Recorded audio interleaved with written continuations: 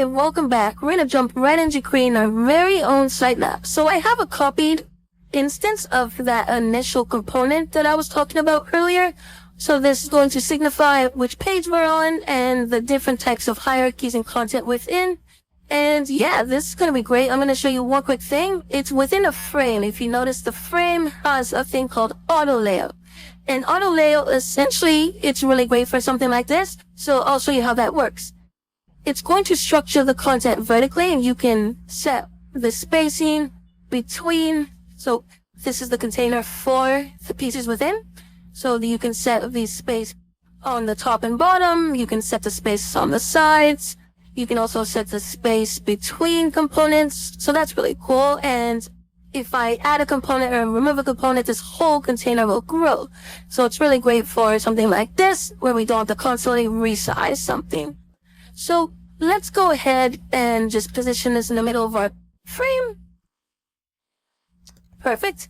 And what we're going to do is we're going to rename the title to home. And let's start thinking about the different types of content within. So we're definitely going to have a search that's going to be public.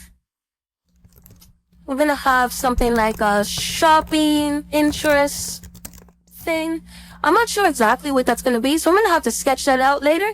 So shopping interests and habits. We'll have that. We will probably have a login and a sign out on that page. So the reason why I'm even breaking this page down even more is so I can really understand what other pages I can get to, or what other pieces of content I can get to from here. It also allows me to really understand maybe how I should structure that content when I'm thinking about how I place those items on a page, especially through wireframing. So what we'll do is we'll duplicate the search. And here, I guess we're just gonna have to detach this whole instance, and that's totally fine. Perfect, that'll work. Okay, so we have search. Maybe I want shopping interests and habits to be right at the forefront, and maybe, I'm not sure what that looks like right now, but I know we're gonna probably have to have categories in this section because we don't really have it in the nav at the moment, but we're gonna reach out with categories.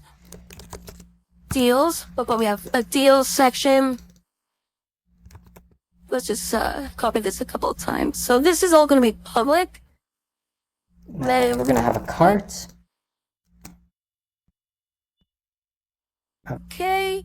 What else? Let's think about the other things we're going to have that are related to members only. So we're definitely going to have a wish list. A way to get to the wish list. We are going to have orders. What else do we have? And a profile. So these are the different things that we will have. I've kind of listed the navigation in here that I've kind of proposed prior. It's up to you, really. It's going to depend on whatever your preference is. It allows me to really think about the structure of the entire page as well as the navigation in one shot. So that's, like I said, that's just a little bit of preference. So I'm gonna copy this all the way over here, and let's start thinking about shopping interests and habits first. I'm not sure what it's going to look like, but let's start thinking about that, at least the structure of the page. So we do know that this is definitely going to be a members only page. And if you're not signed in, then login or sign up's probably going to be at the forefront of that. So we can go ahead and delete all these different public links.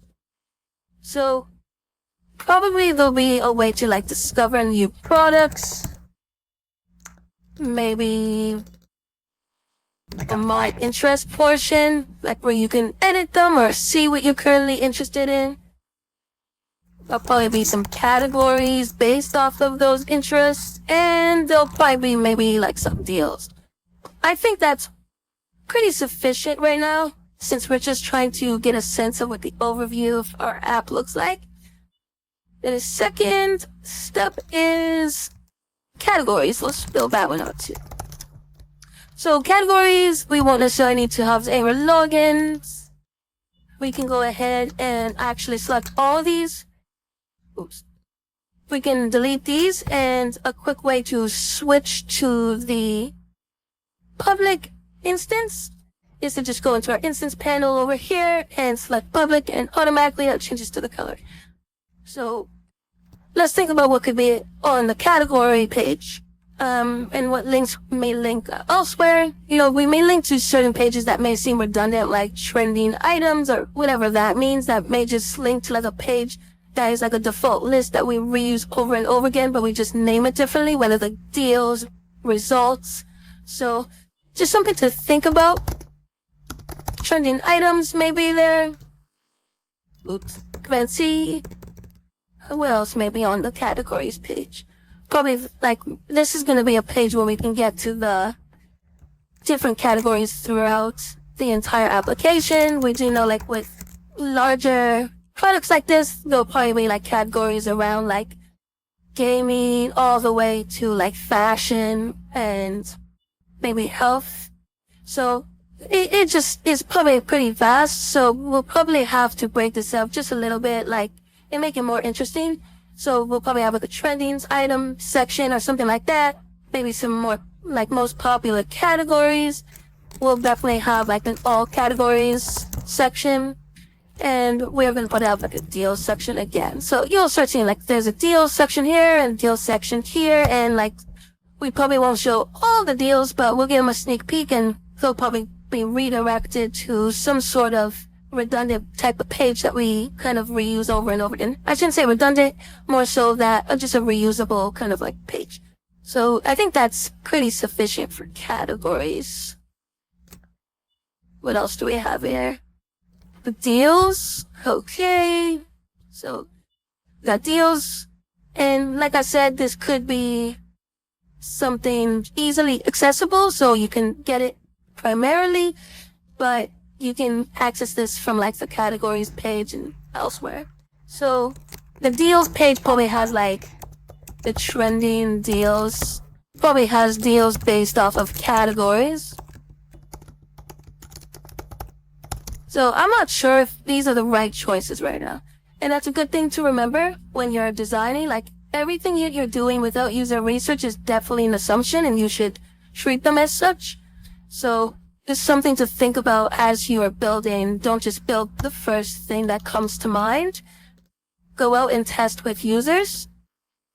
I'll definitely cover that in another lesson.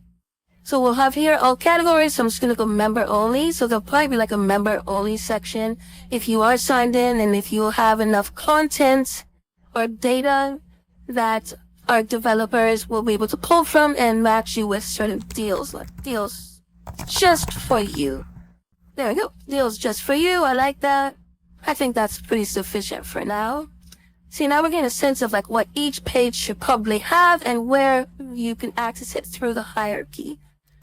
Wish list. I'm going to call it wish list for now. We've been calling it saved, but I don't think that really does a good job of indicating what exactly it is.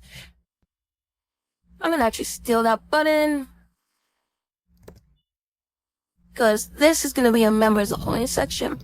Definitely a members only section. So we have probably like your saved items. Maybe there's multiple lists, but we can handle that once we start wireframing. Sharing. We'll be able to share, so we have to think about maybe where that leads. And similar items. So another way to get them into the funnel of buying other items that are probably relevant to their needs. So we have a wish list. What else is there? Let's copy this. And so we have orders over here. So that again is going to be a members only section. So let's do that. So, well, if they do come into these pages, I'm thinking about having them be hit with like a registration block. So you can't necessarily create a wish list if you don't have an account with us, or you can't really order if you don't have an account with us. So if somebody comes in and they don't necessarily sign up yet, then they'll be blocked to actually access these types of pages. So we're definitely gonna let them try out our app, but they're gonna be blocked for majority of it. Search and filter will probably be on the order screen, so they'll be able to search through past orders. What else do we have here? We have in progress orders and past orders. Maybe there is somewhere like a customer service based thing with help. Give me a help section. So that's good to just think about. What happens if an order is lost? What happens if an order is late? So customer satisfaction is very important. And we have orders, profile, and cart. Okay, let's think about cart first. This is not a members only page. You can view your cart. You just won't be able to check out. Let's just switch out with the public. So we'll be able to see like items in cart. What else will we be able to see? Let's duplicate that a couple times. We'll probably be able to see maybe similar items. I'm not sure if that's relevant right now, but I'm gonna put it in there anyways. And I think that is fine. So, items in the cart, and the last one, we're running out of space, so I'm just gonna shift these all over a bit. Bum, bum, bum, and there we go. And profile.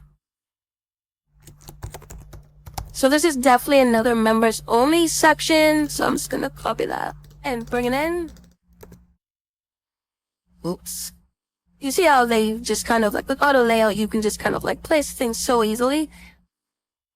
It's really great if you're like designing for one use case. Figma has yet to really implement something that makes it totally responsive, so I wouldn't necessarily use them like when creating containers for a responsive website. For mobile, if you're focused on just creating something that's maybe like growing or shrinking, then I think it's really great, and we'll build that out as well eventually. So, profile, what do we need to think about? If they are not signed in, they're definitely going to get hit by a wall here. So let's just do a members only section. And so the different types of things they can see here. They'll be able to see like my profile, I'm guessing like, or account. So account settings. Let's see. So we're just gonna copy these. They'll probably be able to see like their interests. Maybe stuff like customer service could be here, tucked in somewhere. What else could be here? I think that's fun for now, actually. So their account settings, that could be anything from like their profile image to payment methods to address settings.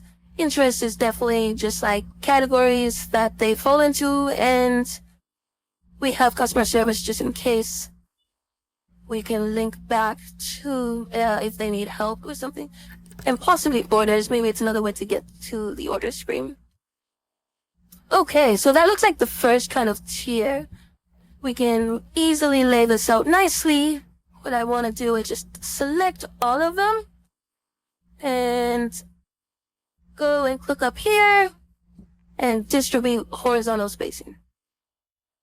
So now they're all evenly distributed, and we'll just center that as well. What we can also do is there's a plugin called Autoflow. So we'll click that plugin, and there it is. And this is really cool. I'll show you how it works.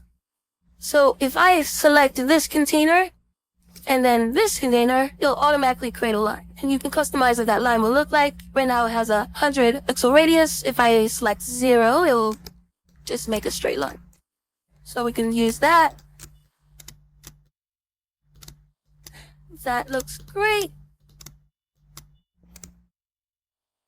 So now we have our structure. I like this a lot. And we can remove that for now, and we can just select all of these. And I'm not really worried about like this structure of what my current page structure looks like here on the side. I mean, these are meant to constantly be reworked, shared with others, and kind of like constantly recreated and refined. So don't spend too much time on making things perfect. So that's our first layer. Let's take another look at it. We have shopping interests, we have categories, deals, wish lists, orders, cart profile. That seems pretty sufficient. And let's stop here. In our next video, we'll get into building this out just a little bit more.